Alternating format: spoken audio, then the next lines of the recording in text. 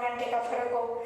जो बच्चे मेरिट में आते हैं और जो बच्चे फेल होते हैं, तो उनमें नंबरों में इतना गैप क्यों है? ऐसे बच्चों को नहीं पता चलता कि भाई अपने को पढ़ना क्या है, वो बच्चे फेल होते हैं।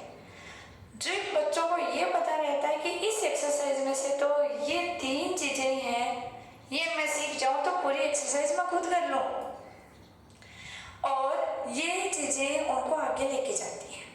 और वो चीजें क्या होती हैं? Old paper. कोई भी एग्जाम हो, कंपटीशन एग्जाम, जैसे कि टीचिंग लाइन में जब मैं हूँ तो मैं केवल टीचिंग लाइन की बात कर सकती हूँ। 3rd grade, 2nd grade, 1st grade आए हुए क्वेश्चनों को आप नोट करो एक बार, और चाहे जीके का पेपर हो, चाहे मैथ्स का पेपर हो, चाहे अदर सब्जेक्ट का हो, फिर आप कंपैरिजन करके देखो कि कितने क्वेश्चन रिपीट हो रहे हैं।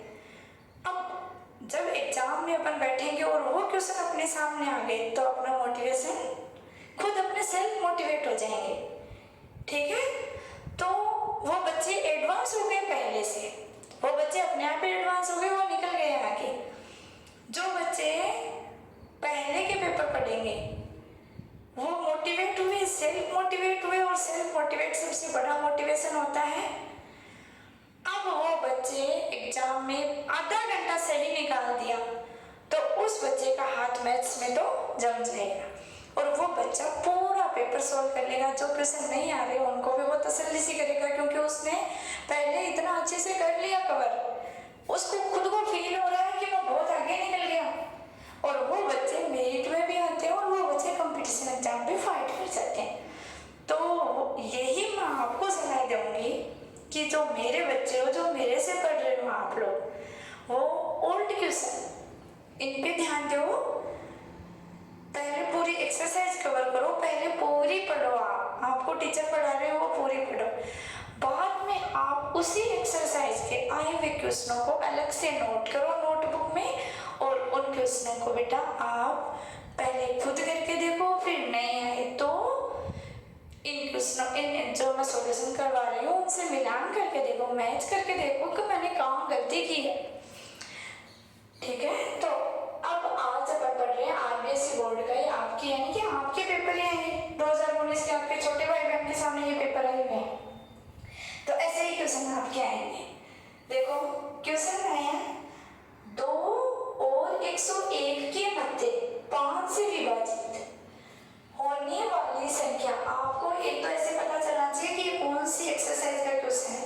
यहाँ से पता चल रहा है कि ये समांतर श्रेणी का क्वेश्चन है। समांतर श्रेणी में क्वेश्चन ऐसे आते हैं, क्यों?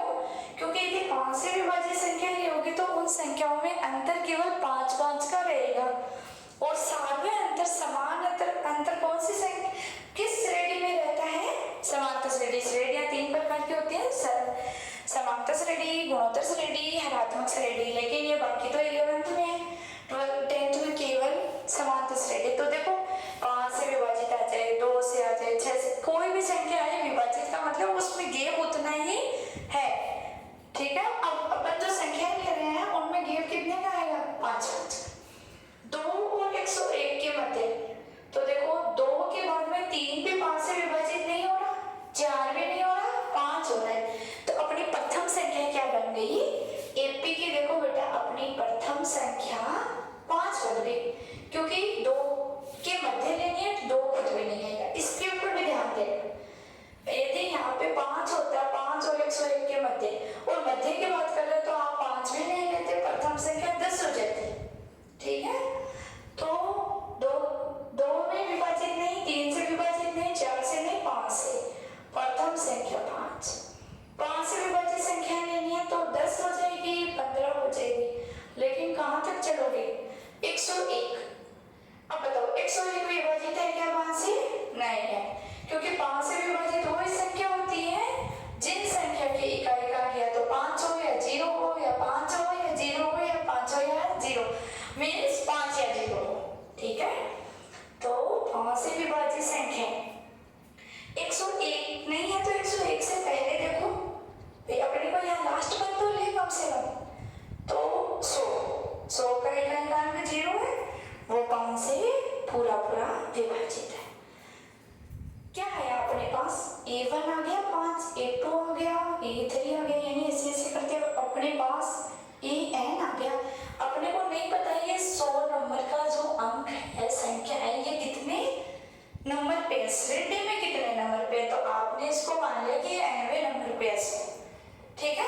यदि आपके पास n नंबर आ जाए तो आप बता दोगे कि 100 इतने नंबर पे, या ऐसे बता दोगे इस रेडी में तो इतने अंक है। तो इसको बेटा आप n मान लो। तो ये 5 से विभाजित संख्याएं निकाल ली, 2 और 101 के मध्य। आगे प्रश्न में चलो, सेव होने वाली सभी प्राकृत संख्याओं का, यानी जो अपने पास ये संख्याएं आई हैं, इनका क्या करना है, योग। योगफल का सूत्र लगाओगे तो 2 फॉर्मूले होते हैं। एक तो होता है Sn बराबर n/2 2a plus n-1 into d। दूसरा होता है n/2 a प्लस l, यानी प्रथम पद और अंतिम पद का जोड़। यहाँ अपने पास प्रथम पद भी है, अंतिम पद भी है, लेकिन अपने पास n नहीं है। n का मतलब कि ये कितनी संख्या है वो अपने पास नहीं है। ऐसे ही आप ये फॉर्मूला अप्लाई नहीं कर सकते क्योंकि आपके पास n नहीं है। तो पहले तो मुझे ये n निकालना पड़ेगा। n कैसे निकालूंगी कि इसको क्या है, ये nवां पद है 100, तो nवें पद का फॉर्मूला लगा दो, nवां पद an बराबर a प्लस n-1 d। बेटा a है प्रथम पद 5, n तो अपने को पता ही नहीं, n की जगह n लिख दो। d है, जब 5 से विभाजित हो रहे तो d कितना है, 5, और nवां पद कितना है, 100। ठीक है, तो nवां पद है 100। अब बताओ आप n निकाल सकते हो, नहीं निकाल सकते, निकाल सकते। 100 में से 5 घट जाएंगे, घटा दो, n-1 और ये हो गया 5। जब आपने 100 में से 5 घटाया तो आ गया 95, n-1 5। ये 5 गुणा में है या भाग में, गुणा में। इसको कहाँ लेके जाओगे, भाग में। 95 में जब आपने 5 का भाग दिया, ठीक है, तो आ गया 19, n-1। तो ये 19 प्लस 1 बराबर n, 20 बराबर n। मीन्स अपना अंतिम पद क्या है, 20वां, और वो है क्या, 100। ठीक है, मैं ये बोल सकती हूँ क्या यहाँ पे कि इधर लिखो या लिखो एक बार, an मीन्स a 20 और कितना है, 100 है। इसको आपने an माना, n आ गया 20, तो n की जगह 20 और a 20 कितना हो गया, 100 हो गया।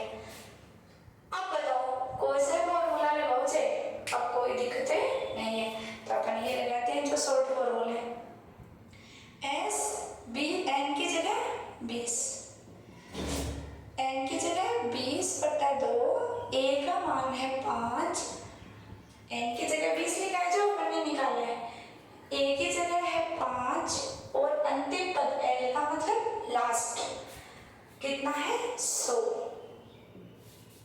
तो जब 20 में 2 का भाग दिया तो 10, 100 में जब 5 जोड़ा तो 105। इनको गुणा कर दो, कितना हो गया, 1050। देखो यहाँ s, इसको लिखते हैं योगफल को, सम का मतलब होता है योग। ठीक है, तो Sn का मतलब n पदों का योग, S20 का मतलब 20 पदों का योग। ठीक है, तो S20 का मान कितना आ गया, 1050।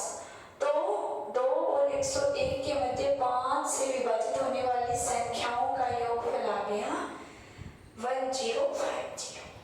तो बेटा ऐसे क्वेश्चन आप लोगों को करने हैं, इनको नोट करना है। यदि आपको मैथ्स में नंबर लेके आने हैं अच्छे, और मैथ्स में अच्छे नंबर आएंगे तो आपका कॉन्फिडेंस काफ़ी बढ़ेगा। ठीक है, तो थैंक्स।